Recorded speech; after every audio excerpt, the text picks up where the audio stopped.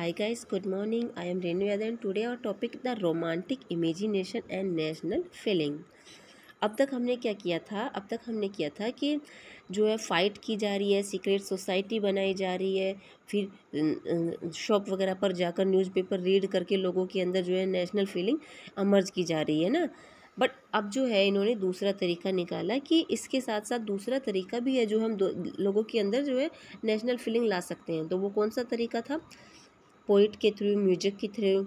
ये वाला रोमांटिक का मतलब ये यानी कि नेहा कक्कर वाला प्यार नहीं, इसमें आपको बताना है कि देश के लोगों के अंदर किस तरीके से देश की प्रति रेस्पेक्ट, प्यार की भावना लेकर आनी है, वो है इसमें रोमांटिक इमेजिनेशन।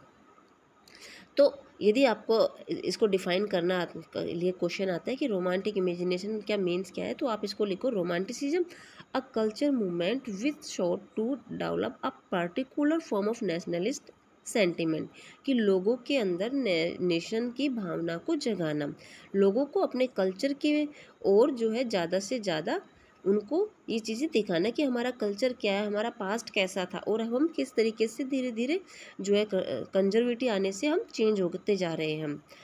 तो ये जो फीलिंग लेकर आनी थी, ये काम किसने किया कि जो आर्टिस्ट जो थे, पोइट जो थे, उन्होंने क्रिटिसाइज किया किसका? साइंस का। उन्होंने कहा कि केवल फाइट के थ्रू ही जो है हम इस काम को नहीं कर सकते हैं, दूसरा भी तरीका है।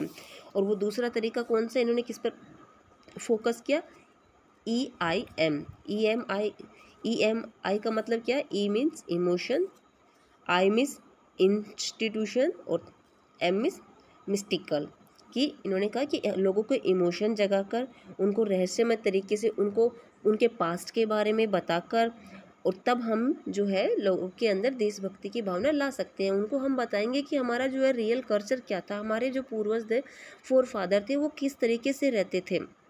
और तब हम इसके अंदर जो है अपना पास्ट का कल्चर जब कॉमन पीपल को दिखाएंगे, उन कलेक्टिव हेरिटेज दिखाएंगे कि किस तरीके से पास्ट में हमारे जो है वो इकट्ठे रहते थे, किस तरीके से उनका कल्चर था, तो वो फिर कॉमन फीलिंग उनके अंदर आ जाएगी। इसमें एक नाम फिलोसफर है, उस इम्पोर्टेंट क्वेश्चन है ये भी। जर्मन के फिलोसफर है, क्या है? जोहान गोटफ्राइड, गोटफ्राइड हेडर, ये इतना बड़ा नाम है, गोटफ्राइड हेडर। 1744 से 803 तक इन्होंने जो है रोमांटिक तरीके से ही लोगों के अंदर कल्चर की भावना, नेशनल की भावना जगाई थी। इन्होंने क्या कहा कि दास वोक, इन्होंने 2 पॉइंट्स बताए कि इस तरीके से भी जो है देश की भावना, देश के प्रति रेस्पेक्ट और प्यार की भावना हम ला सकते हैं। कौन सा? दास वोक और द फोक साइड। दास वोक का मतलब इन्होंने कहा कि जो यदि आपको जो रियलिटीज आपको जानना है, तो आप किसी राजा के घर में मत जाइए, राजमहल में मत जाइए, पैलेस में मत जाइए, आप जाइए कॉमन पीपल के घर में। कॉमन पीपल के घर में जब आप जाओगे तो आपको वहाँ पर रियलिटी देखने को मिलेगी, वहाँ पर फ्लोक सॉन्ग्स मिलेंगे, फ्लोक पोइट्री मिलेगी, आपको फ्लोक डांस वहाँ का मिलेगा, और तभी जो है लोगों के अंदर क्या होगी? ट्रू स्पिरिट्स जो है आ पाएगी नेशन के प्रति।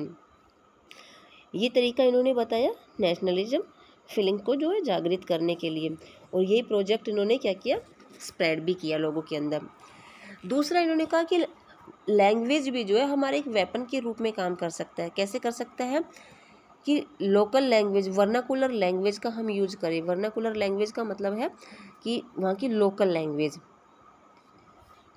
लोकल लैंग्वेज का हम यूज करेंगे। जब लोकल लैंग्वेज में लोगों को समझाएंगे, बताएंगे, उनके कल्चर दिखाएंगे। मोस्टली जो वहाँ के लोग जो है क्या है? इलिटरेट है, तो उनको हम जो है गाकर, स्टोरी के थ्रू ही उनके अंदर पैट्रियटिज्म की फीलिंग हम ला सकते हैं। 18th सेंचुरी तक ग्रेट पावरफुल कौन कौन थे? रशिया, पर्शिया और ऑस्ट्रिया, ये एक पावरफुल कंट्री के रूप में थे।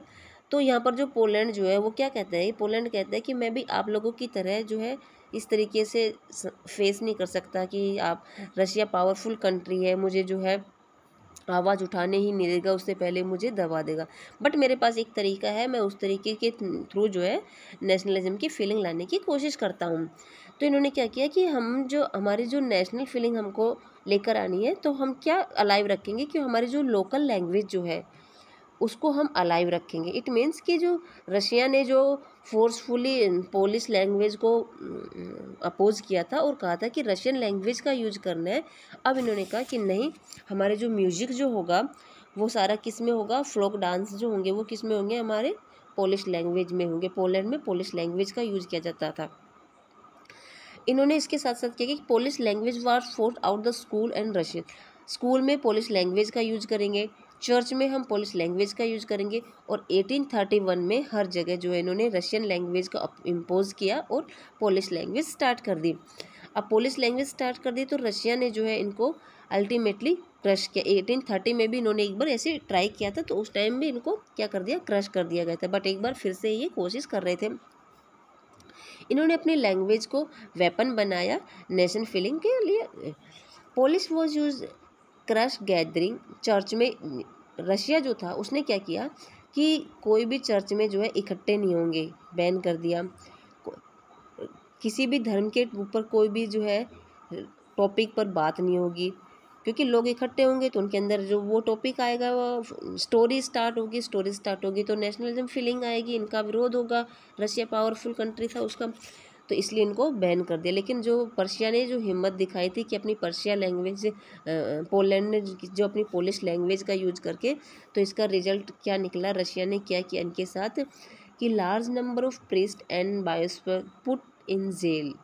प्रीस्ट को उठाया क्योंकि वो धार्मिक ग्रंथ जो थे पूरे पर्शी लैंग्वेज में पढ़कर सुना रहे थे, तो उनको जेल में डाल दिया गया। और जेल में भी कहाँ भेज दिया गया उनको, साइबेरिया की जेल में भेज दिया गया, और वहाँ उनको पनिशमेंट किया गया। और वापस रशिया ने क्या किया, इनको क्रश कर दिया। और अब ये वापस जो है स्ट्रगल नहीं कर पा रहे थे, अब ये क्या हो गए थे, डर गए थे। तो ये था हमारा कि किस तरीके से रोमांटिक इमेजिनेशन की थी नेशनल फीलिंग को लाने के लिए, और कोशिश भी की गई थी और काफ़ी हद तक ये सक्सेस भी हुए थे। बट जो है पूर्ण रूप से सक्सेस ही नहीं हो पाए थे, क्योंकि रशिया काफ़ी पावरफुल कंट्री था। नेक्स्ट जो है हमारा hunger, hardship and popular revolt, ये हम नेक्स्ट वीडियो में करेंगे। Have a nice day.